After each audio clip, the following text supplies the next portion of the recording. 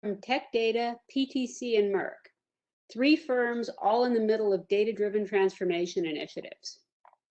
Akil Walton is Vice President of Global Talent at Tech Data. You'll hear how he's leading the company's transformation efforts at a breakneck pace, with continuous learning and evolution happening every 2 months across an 80,000 person organization. Dave Feynman is VP Workforce Strategy at PTC. Is there an echo? Is there feedback? A little bit. I'm sorry, I don't know where it's coming from. I apologize. It's gone. PTC, sorry. Under his leadership, PTC is exploring the nature of business measures for the future and how exactly to bring all stakeholders along for the ride.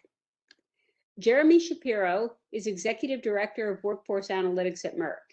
He sees the distinction between people measures and business measures as a fallacy.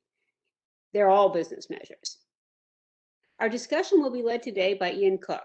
Ian heads the workforce domain for Vizier, market leader in people analytics HR technology. He's been involved in driving forward the datification of HR and is a leading speaker and blogger on the subject. Over to you, Ian.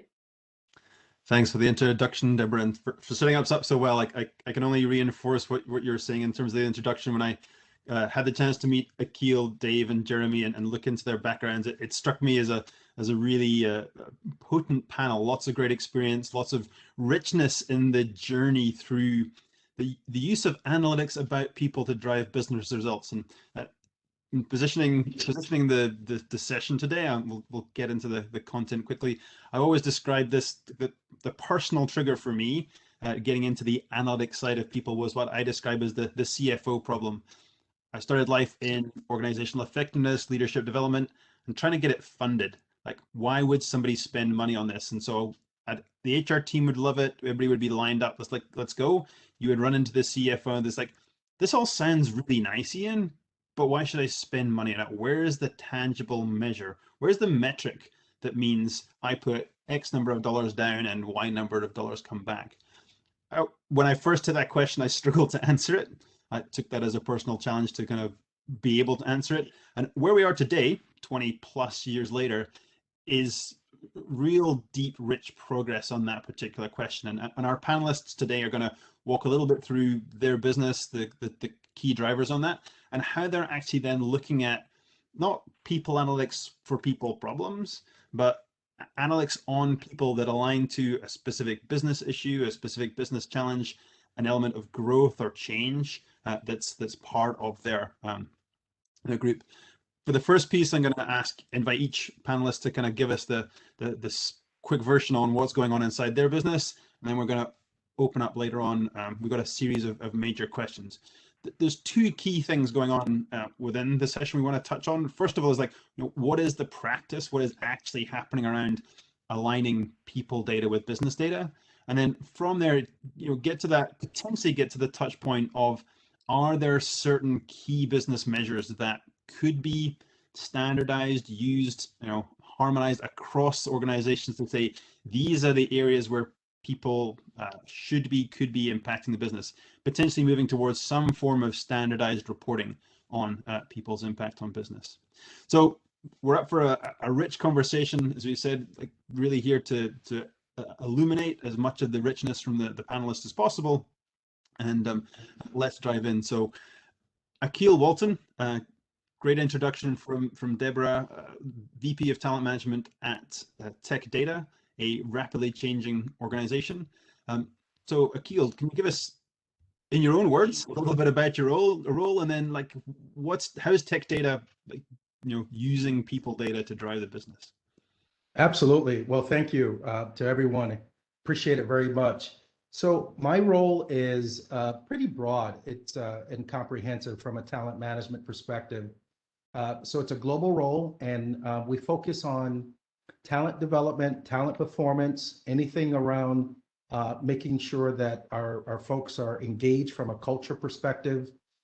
We also focus on executive development, assessments. I also have talent acquisition and change management within my responsibility. One other, I think, very key point with regards to my role that I'll talk about probably more in depth in this particular session is I'm also the head of HR and people for our transformation office. It's a global transformation office. We have about 9 transformations happening in the business, including a merger. That is public knowledge. And as a result, I do a lot of different work from a talent perspective, but also from a change management and I would say business integration perspective as well. So, Tech Data, the way that I like to describe us is it's a company that comes up with really good technology solutions for distribution and also for application throughout the world. And so companies rely on us to actually come up with the right types of, I would say, integrated technology solutions and way to distribute those solutions, ranging from cloud all the way to iPhones. We don't make any of these technology. So our ability to be successful is heavily reliant on our people. So when you're manufacturing a particular product, obviously you have a lot of different levers you can actually pull in order to help with margin and profit and productivity. The way that we are successful is making sure that our people are highly trained on the most, I would say, advanced technology in the business, ranging from next generation technology to technology that a lot of people haven't really expired just yet in the business. So that's a little bit about Tech Data. We're about close to 40 billion, and we're going to be much bigger than that pretty soon here, going to a $60 billion business in the near future. That's fascinating. Interesting that you highlight the people Sure. side. And I was going to probably where you're going next, but given the reliance on people, like how does your analytics practice roll up either into the transformation side or generally in terms of how you run the business? It's actually integrated. They sit under talent management. So the way that we're structured is I have a person that reports into me who's a director of talent and organizational analytics, but he also has people underneath him that focuses on the run the business side, but also transformation side.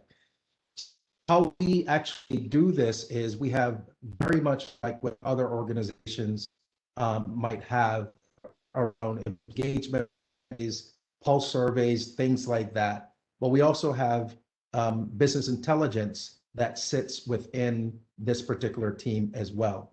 So we have statisticians, we have industrial organizational psychologists that do dashboards and integrated dashboards across the business. But then we also do studies. So the studies are focused on what are the critical transformation type of projects, like risk management around a particular next gen initiative. How are we situated to make sure that we're decreasing high risk in particular situations? So for example, we actually conduct surveys, but we also get data from different parts of the business and integrate that data to determine where are the areas that we're going to experience high risk, either from a leadership perspective, a financial perspective, a technology perspective, or something around capacity. Do we have the right capacity in order to be able to execute on our transformation initiatives? These are multi-billion-dollar initiatives, and obviously our board of directors is always very interested in how this is going. As a matter of fact, I just presented to the board yesterday how we're doing in minimizing risk and predicting risk in the business based upon external and internal factors happening within the company. And if I can just paraphrase or summarize what I'm hearing you tell us, Akil, that there would be an ongoing product line around digitization or moving to the cloud or something around distribution of insights to consumers. You would need a particular skill set or knowledge set in your workforce to execute that for your clients. And so you're feeding in demand data in terms of how many projects do we have? What's the scale of the projects? How much money is at risk if we can't deliver the project? And looking at that in terms of, do we have enough people? Are they the right people? Are they in the right place? And so you're really using the demand for work as a business input to then align your analytics to it. Am I paraphrasing you correctly? Yes, that is extremely very well said. So if we have high risk, for example, in capacity, then what that translates into is an inability to execute on our deadlines with regards to margin optimization. Yeah. So now our deadlines have to pass. If it's something that has to do with our customers and we have a capacity issue or technology issue, obviously what our commitment to our customers, we unfortunately would be in a situation where we have to apologize to our customers because we weren't able to deliver because of a capacity, a technology issue, or some other issue that we've identified. And we do this every 2 months.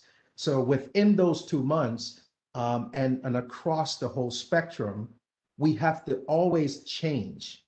So that's where change management is under my remit as well. And it's not just changing of technology or changing of a methodology. It's also instituting change in people. So there's a lot of behavioral change that's happening constantly, and we're expecting to decrease high risk all the time continuously because it's a 2-month cycle. And as a result, we have to do statistical analyses ranging from correlation analysis all the way to different types of logistic regressions in order to predict what risk might we actually have for the next cycle, and how do we get in front of it so that we can mitigate those risks continuously. We also look at significant difference. So if we're measuring every 2 months, is there a significant difference statistically in change, looking at the distribution of the different samples or input that comes into our statistical methodology. So this is down to a science. Yes. So depending on how deep into the science and methodology you'd like me to go into, we run t-tests, we run ANOVAs, we run all types of different measures of dispersion to determine how well we're doing, but also other measures of statistics that we utilize to predict where we might be 2 to 4 months out. Yeah, I'll pause you there because I suspect we could go the whole hour into this particular area, but Sure. I want to make sure we get contribution from the other three, and then we can kind of open up the debate. But Absolutely. it's a fantastic example of like the business demand, as in, you know, hours and projects driving capacity. I love the way you described it, Akil. It was fantastic. Dave, moving on to you, PTC. Similar, there's a lot of growth. It's a business that's come across my radar recently and doing some interesting stuff. Again, you've got a long history in planning, and your role within PTC is around planning for that, for the people side of it. Can you share a little bit again about, you know, PTC, the business drivers that have pulled you into the role you have and that you're trying to affect through the work you're doing? Sure. Thanks, Ian. Happy to do that. So first off, PTC is about a 7,000 person organization. We are global in scope. We sell software for manufacturers to help them with their computer-aided design, computer-aided manufacturing, product lifecycle management, augmented reality, virtual reality, and Internet of Things. And so being a company that's been around 35 years as well, what's going on is all the changes that are happening with advanced technologies. You know, the movement to the cloud, the changing the way in which even revenue models are happening within software. And so PTC, like so many of our competitors and others in the space, are also going through a large organizational transformation to be able to adopt and make sure we lead within our markets areas. At the same time, we're also going through an HR transformation, and had the good fortune to, with a new CHRO about almost a year and a half ago. And just in disclosure, I've been at PTC for about a year. And I was brought in with a couple of others to really bring more of a data-driven approach into HR.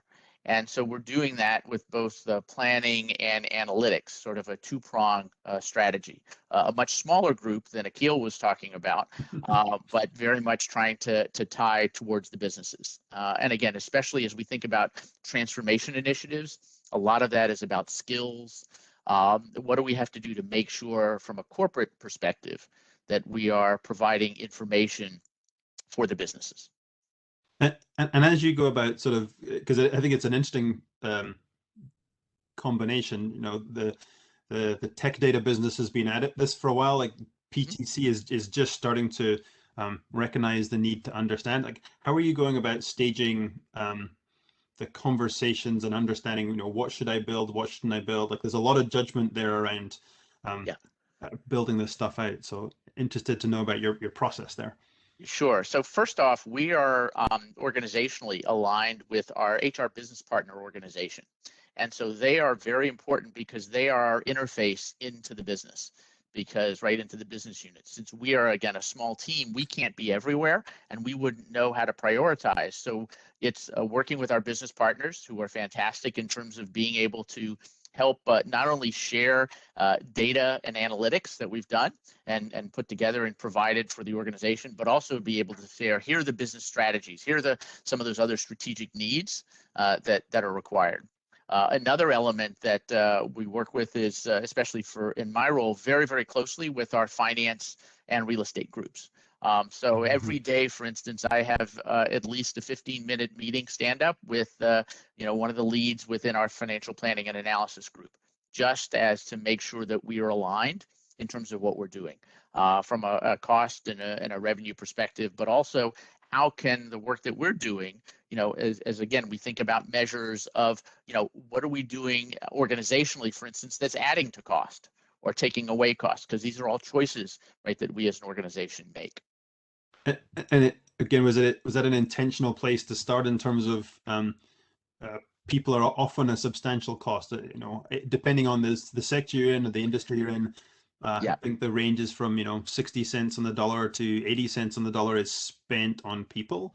And so again, as checking that's an intentional piece, like, well, let's start with the cost control or the cost alignment, probably the better language, around the people costs, what we know about what moves them up, what we know about what moves them down, and the choices we make. Because that does feed into facilities, especially now, where should we put people and all those things. That's exactly right. So being, again, a software company, we don't have manufacturing, and especially now we're not even sending out tapes like we may have done, you know, years ago. So it's very much that people are number one from that standpoint, from a cost perspective, and also the fact that from a skills, because we are also competing for the same skills that many of our larger competitors are doing, even direct competitors, but also indirect competitors. Anyone that's in the cloud is going to want to have technology, you know, developers and customer success and sales who understands this marketplace. So, and as you've built that bridge to finance, do you find those groups coming to ask you for the data? One of the things I observe, and certainly it's a depends on the maturity of the organization, but, you know, finance will make a cost assumption. They will then add an increment to say, well, you know, salary is going to go up by 3% because that's what we budgeted, and then they run cost lines out across the business based on this 3% number. We know that the market behaves extremely differently, where, you know, certain jobs, especially SaaS-based cloud, you know, broad deployment, there's a huge demand for those skills. So a 3% increase in salary, whilst that might be what finance would like to spend, it's not the reality of competing in the market. So I'm curious how that, you know, cost of people, market reality versus classic finance view. Right. So it's part of it is, again, different stages of the planning process. You might start with the peanut butter approach, but then you're right, as you differentiate between also different geographies, right? Because they have their own, you know, sort of ways in which, you know, we're rewarding our employees. So very much looking at it from that standpoint. But back to your other question, what we've done is we have put in actually Visier, and that was not part of this conversation, but we put that in because we wanted to provide access. and we wanted to have secure access for individuals across the organization so that they're able to get information, and we as an HR reporting and analytics team don't have to run regular reports. It's there for them and people to consume so that we can focus on the more, again, value added, digging deeper, and other areas that are going to be more important for the business. Can you say a little bit more around how that providing access, A, supports the business, and then B, supports the other work you're talking about? Because I think that's an interesting point, and it's not always raised when we talk about the business metrics. Sometimes it's the metrics, sometimes it's who looks at the metrics. So, right. Yeah. Well, first off, I mean, reporting has been done in the business before we got there. The challenge is it was done very decentralized, and so you had a lot of people and a lot of capacity that was being spent churning out reports that were going to change. And if there was a question on that, somebody had to go back and do a lot of research. So by being able to provide a secure, consistent format that's updated every day, we have really created capacity also with allowing people to do more work to upscale what they're doing. But yes, it's providing access, but it's also training, as I said, our business partners and our business leaders in the sense that the value of some of this information. So it doesn't say that we're just, we've said, hey, we've provided it to you all, go get it. We're not doing any of that anymore. We are still, providing, value add, hopefully in terms of what this means and how to interpret and how does it relate to our strategies and our main corporate initiatives.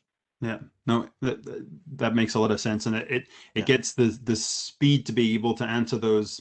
I think similar to Akil, there's lots of little questions around, can I pay this person more if I replace this person? Is it the same job? Is it a different job? Can I move somebody in? Like, there's just hundreds of little decisions that all come with a cost component, and having that distributed, because I think it's an interesting perspective on how do you actually affect the business outcome.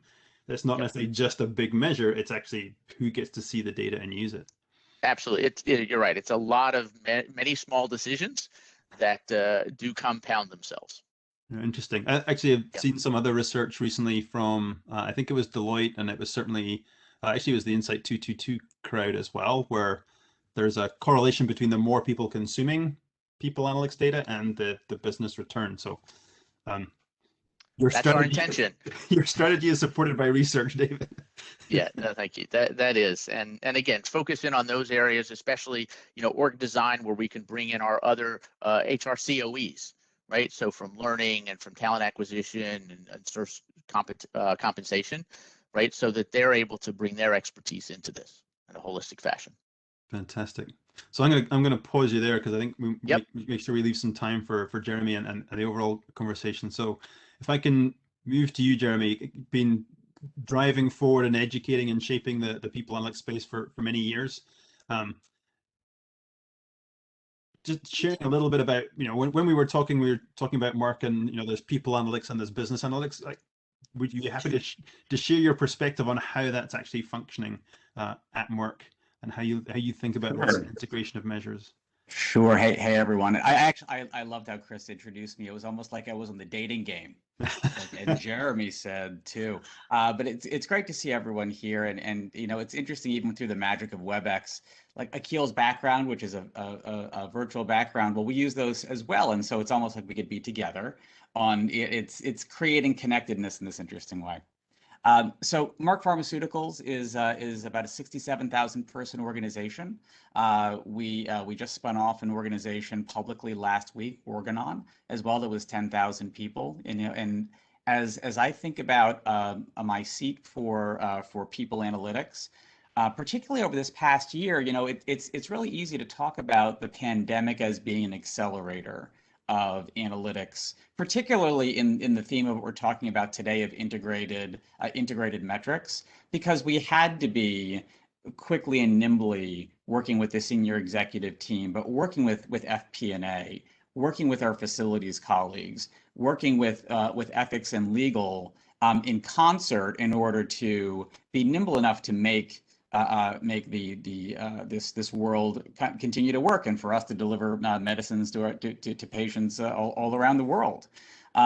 So I'd love to say that was the key driving force to even the uptick of integrated metrics. But what I would probably say is that it was the instant success that took 10 years as well. And so let's think about what else happened over the past year. The SEC came out with their simplification rules in Section 101C. For anyone who's tracking this, of course, is now explicitly calling out something that we all had an obligation for material disclosure on human capital factors as well. And ISO came out with a standard for disclosure as well. That standard, and I see Lee is actually on the line here as well as one of the key thought leaders for this. That is literally an effort that took a decade to get to get from conception to reality. So as we think about kind of working in concert together, I was reflecting on, well, do we work so closely with FP&A and making sure that our definitions and their definitions are the same and that we can actually analyze and jointly analyze and provide? Was that just because of the pandemic? And I think it isn't. I actually think that this new world that we're in, where there's greater transparency to multiple stakeholders, greater transparency to employees, greater transparency to, if you happen to be public, to external shareholders, as well as each one of the stakeholders unmentioned too. I suspect that's what's really driven our team and many of our peers to really focus in on metrics and thinking, more importantly, thinking and strategy across our businesses to ensure that we really are we're delivering the greatest value for our stakeholders and our clients. Very, very interesting points and very pertinent about the amount of time it has taken to get the practice and the piece.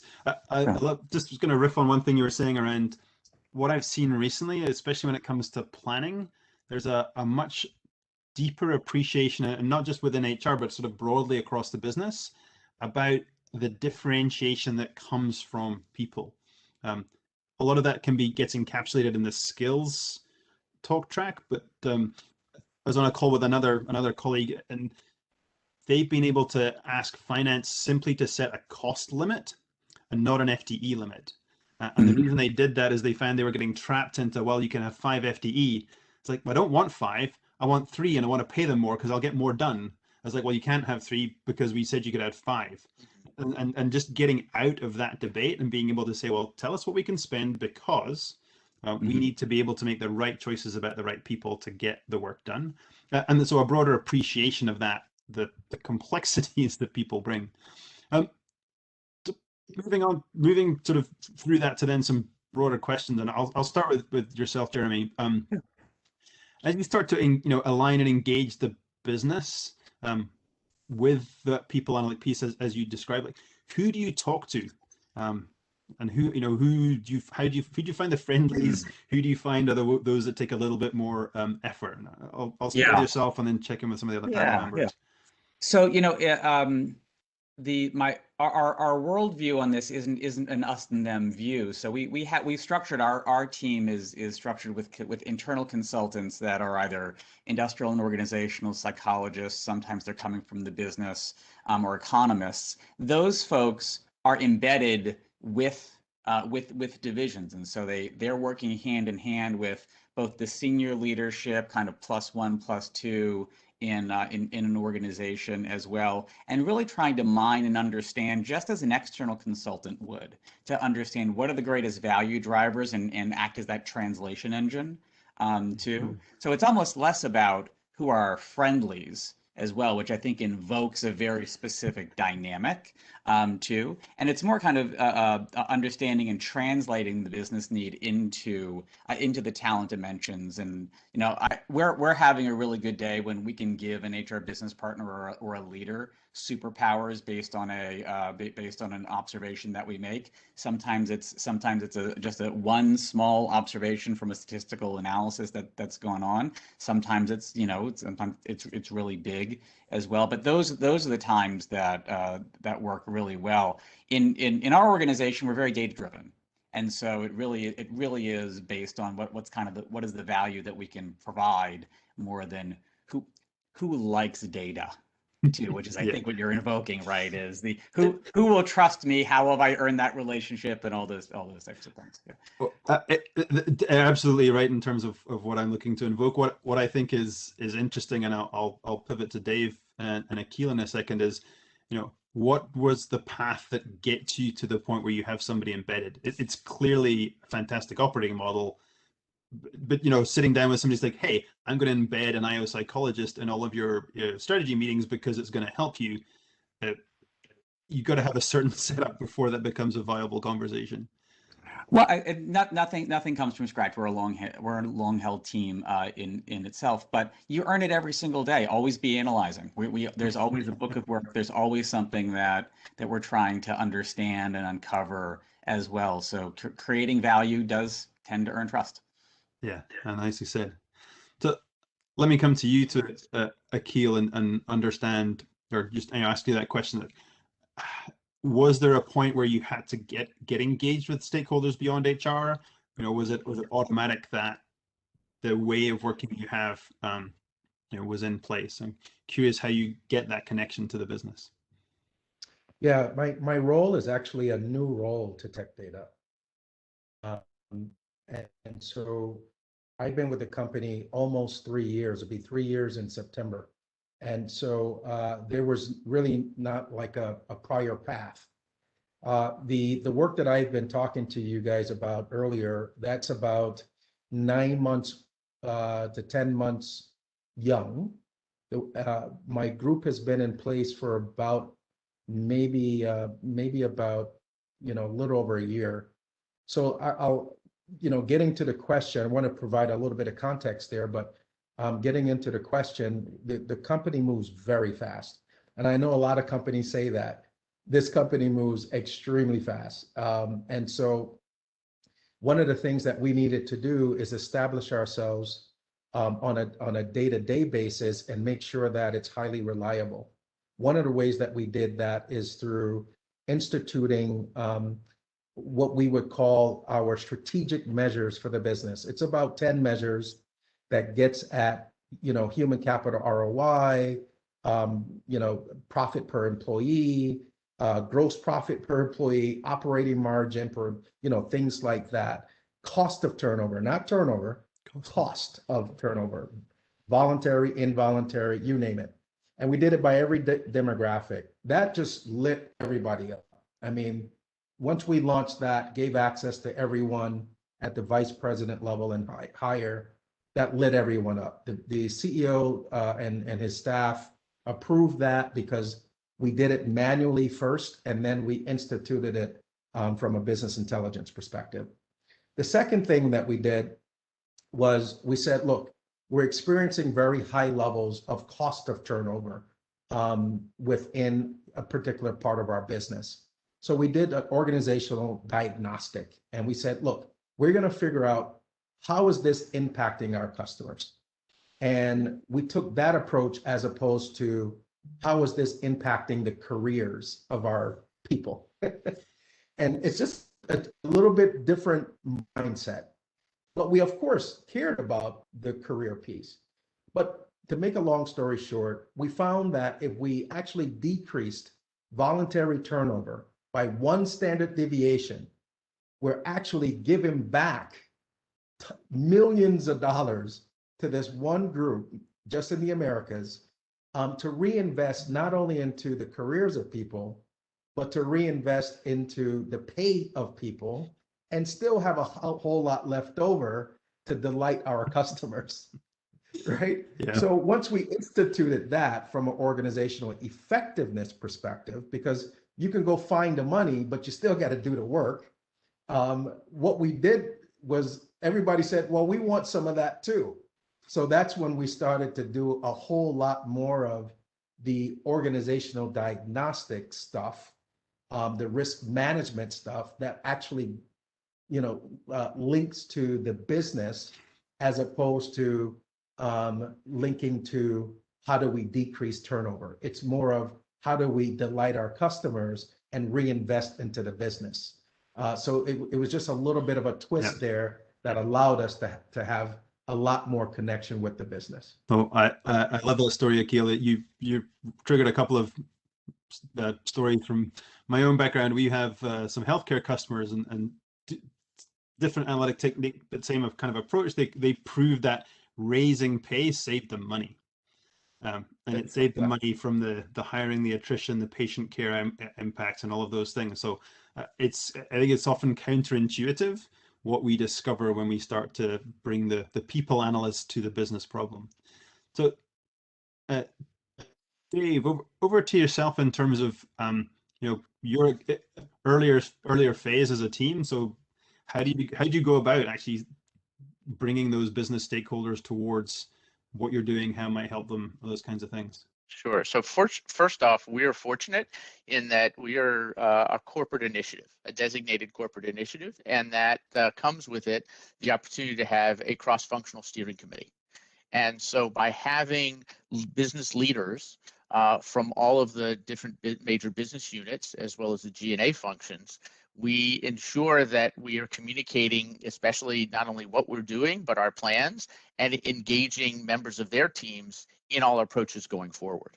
So we, are very much doing it in partnership with the business. And that may mean that for, a particular part of the organization, we're focused on organizational concerns because of the way of the choices that they have made. And it may have to do with, again, like Akil was talking about, how do we also free up dollars to be able to reinvest in our people and in training programs because of maybe decisions where we've gone geographically or organizationally, or in other businesses where we've looking at, again, skills and skill development and what we need for those specifically, again, to achieve their objectives. And so, again, I mentioned before that we have the business partner community that's very supportive of us. Clearly, other members of the HR team are doing supportive, but we've also embedded ourselves with them. But as I say, it's IT, it is finance, specifically talking their language, and then those business leads. Because if you can't put it into a business, I know you posed it as a CFO question, but I almost think it's a CEO question too, which is what else are you doing, right? What's the value to our overall enterprise? No, absolutely. I think the reframe is very warranted. I mean, it was the CFO I was standing in front of, so that's where that was the the kind of the touchstone of the experience was about that specific individual. But I like that. I think it's interesting. It would be an interesting piece of study to look at the people analytics and planning groups that have been seeded with a business connection from day one versus those that are organically grown out of a reporting function, and which ones pace of growth, impact, all those various things. Like there's a lot of rich things to study in how people analytics functions are growing, because it sounds like it wasn't automatic, but it was you were positioned for success by having business stakeholders around the project. Yes, very much so. And again, I mean, it's still work to do. I mean, you can't just say, oh, great, we have this. We've got to still deliver, just like the other groups have been talking about, and come in with those different, hopefully, insights. The other thing for us as a major driver is we're trying to go from, projects to business as usual, right? We're really trying to say, how is it embedded so that every decision has some data associated with it?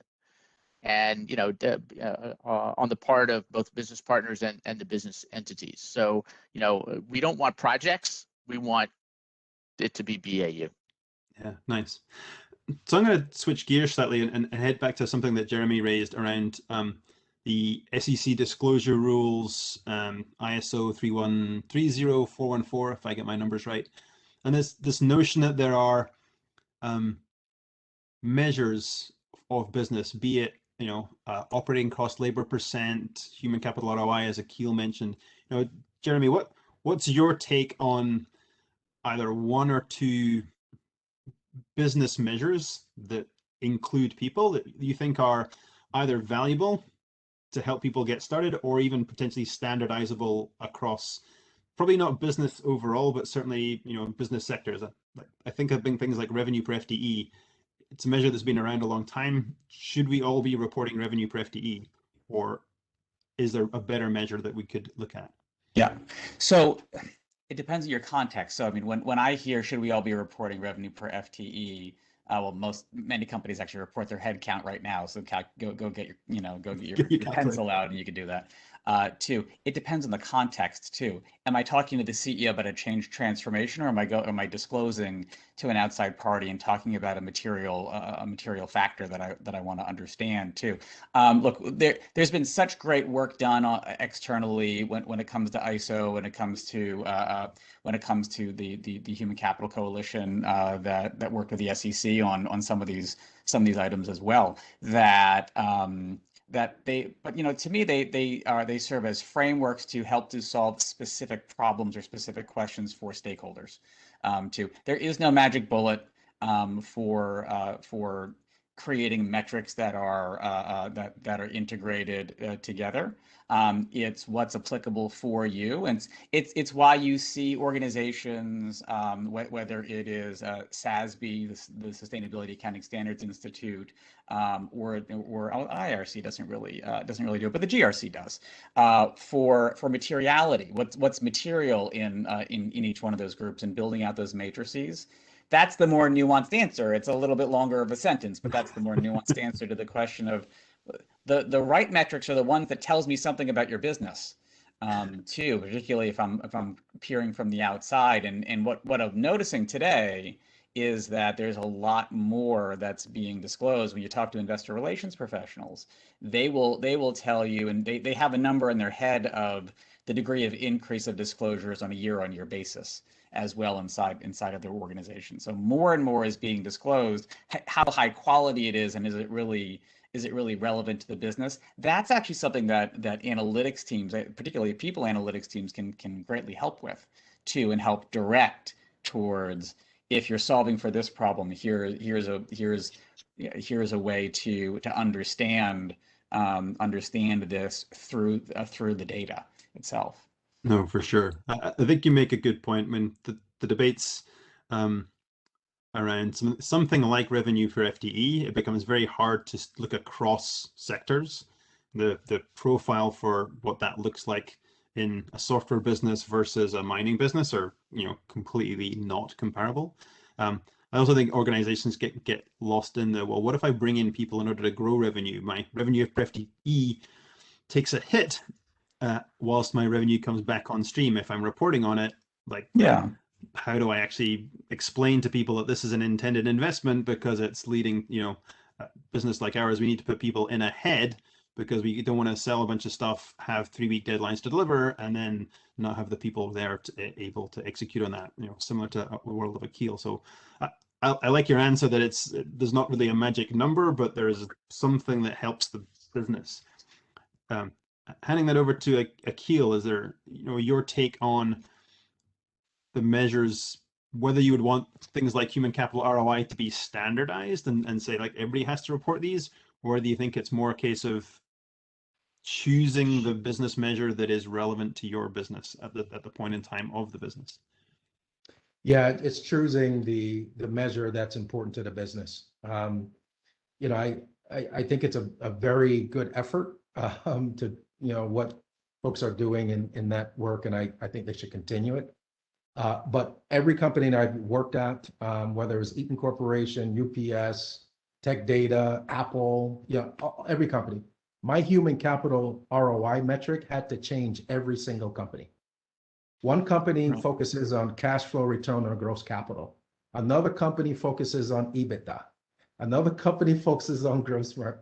I mean, if you do that, the consultancy of the people analytics or talent analytics teams are restricted, because if there's something mandated or strongly recommended or suggested, we end up measuring the wrong things and driving the wrong behaviors.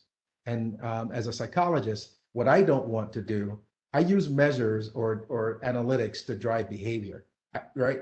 I don't do it just because it's fun to do. We do it for a purpose, and that purpose has to be aligned with the business. And no business is all the same. So revenue means nothing to us in our business, to be honest with you. For example, I don't even show revenue per employee. And you notice that I said profit per employee or gross profit or GP or whatever the case might be, But revenue, if we were to do that, we would probably lose a lot of money because it's driving the wrong behavior in our sales and marketing teams. So the bottom line is, I would say that it's a valiant effort, but for me, it's one of those situations where it's best to sit down and consult your business, get to know the business, and start to customize these metrics in a way that allows to drive the right behaviors for the type of performance and culture that you're looking for. Nicely said. So we're about 10 minutes before the session finishes. I want to give folks out there the chance to send us some questions. So hopefully you can access the QA or the chat box. So it doesn't really matter either way. So if you have a question for our panel, please start putting them in. But I have one more question whilst those questions build. And what I noticed, and it's been clear in your answers, but not necessarily articulate, is that each one of you actually has a deep amount of business acumen. And it's that ability to position yourself with the business and look from there to the people that leads to the credibility, the kinds of analyses that are being done, the presentation and build. If you were to advise somebody new into people analytics or somebody looking to get into the kind of leadership roles that you have, like, how do you develop that business acumen? Like, what experiences do you put yourselves through to be able to have that conversation with business?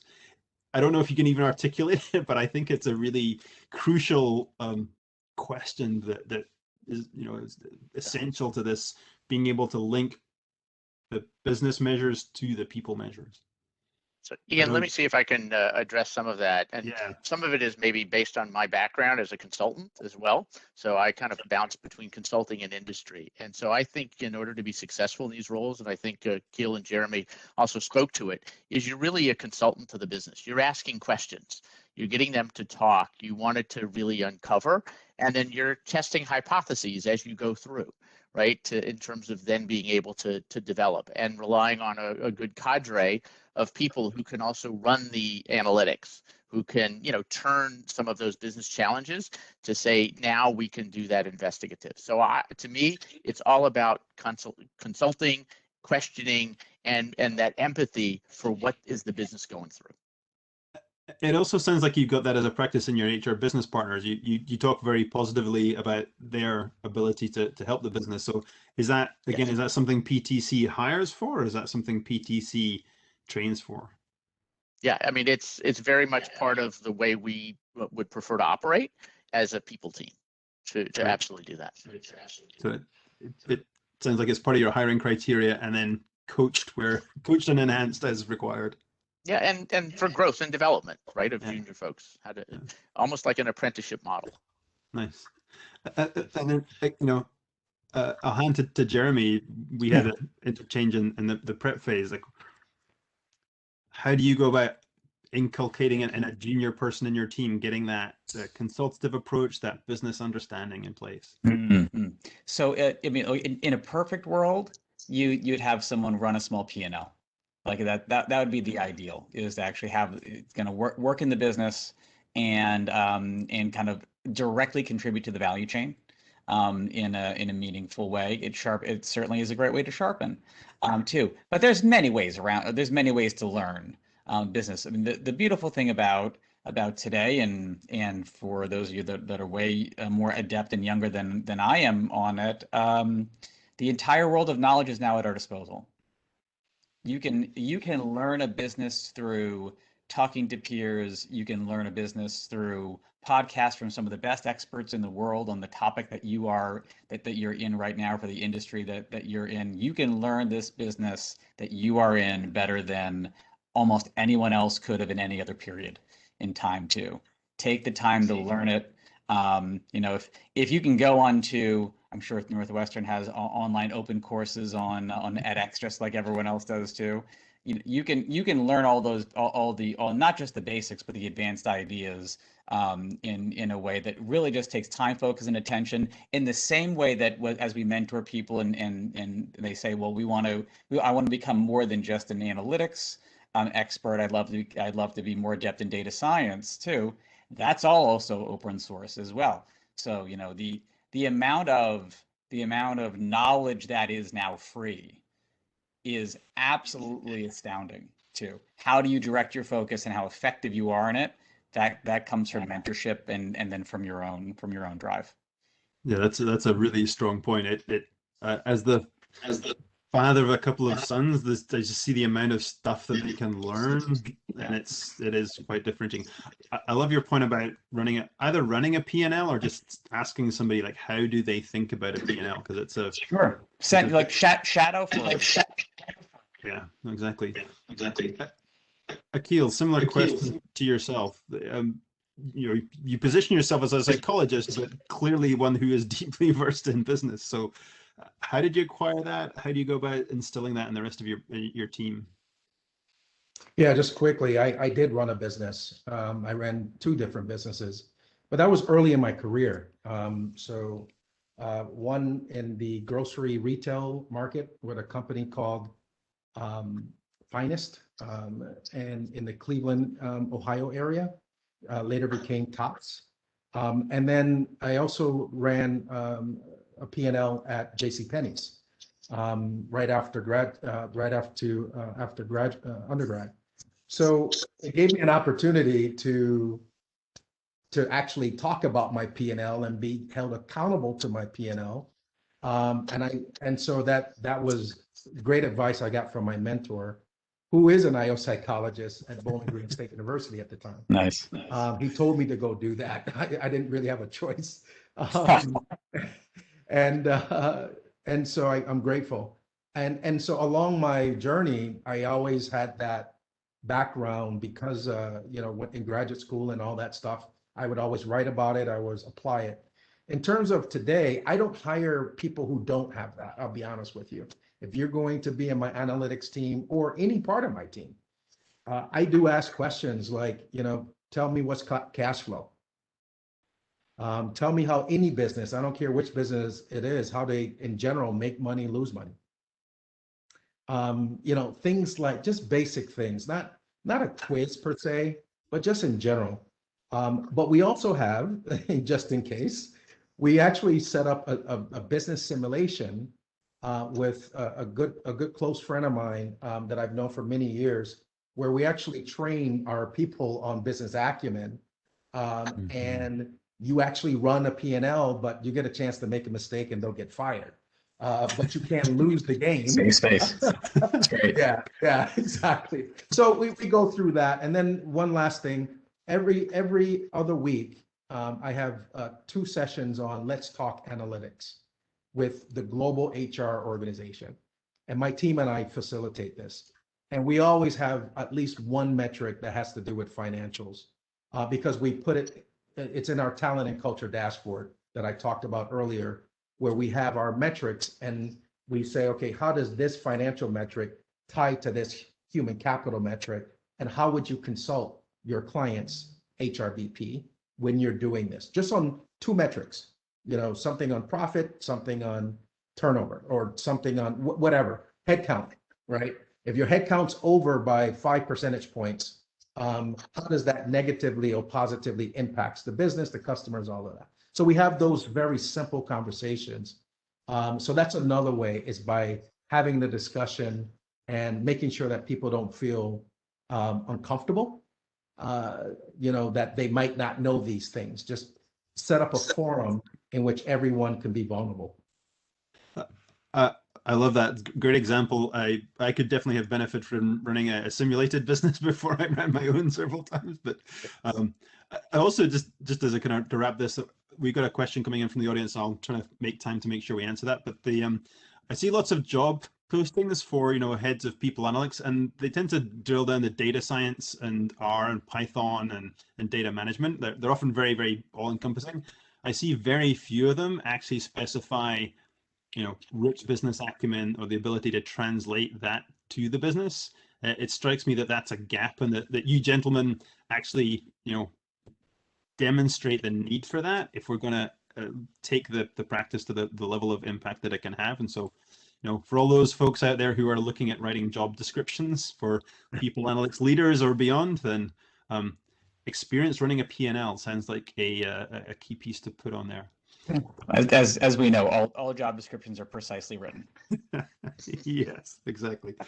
So I got one last question. I'm going to take 10 seconds to read it so I can paraphrase it because it is too long for me to read otherwise.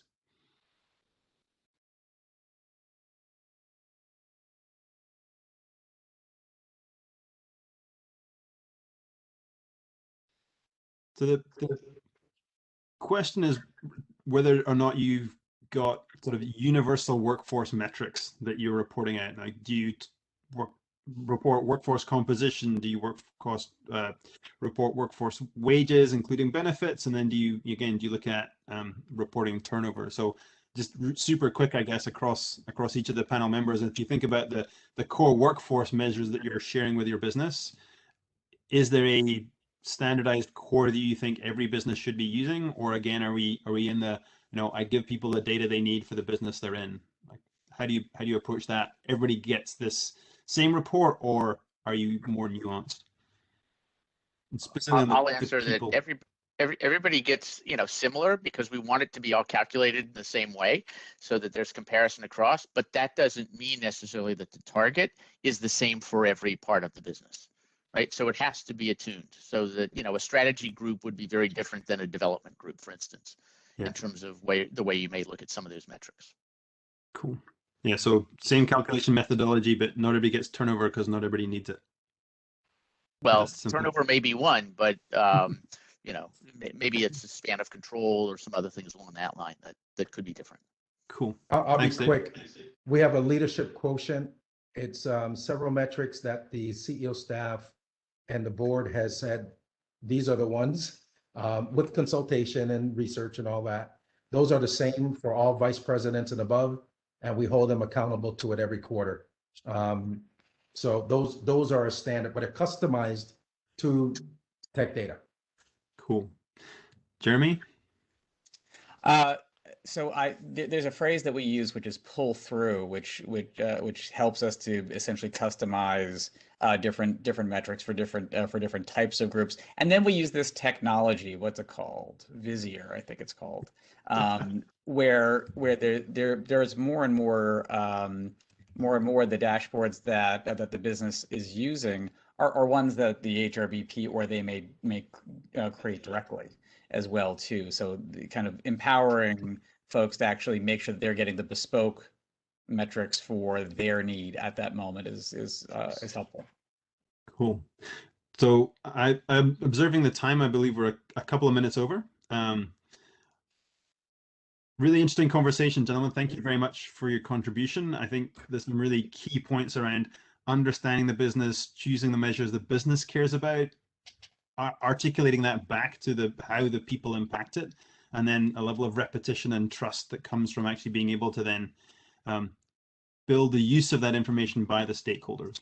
So really appreciate the stories you shared and your perspectives, hoping that folks have got some key takeaways to apply back to their own practice. So thank you all. Great. Thank you. Take care, everyone. Thank you everyone so very much. Thank you, everyone. What an incredibly engrossing panel. And we have one last announcement. We are absolutely thrilled to say real life is starting. We are scheduled, now it's a year out, but we are scheduling our next in-person TALREOS, and it is exactly a year from today, and it will be back in Chicago in the flesh, and hope to see you there. So thank you all so much. Thank you for a great panel. Thank you. Thank you. Bye, all. Good job, Ian. Take care. Bye-bye.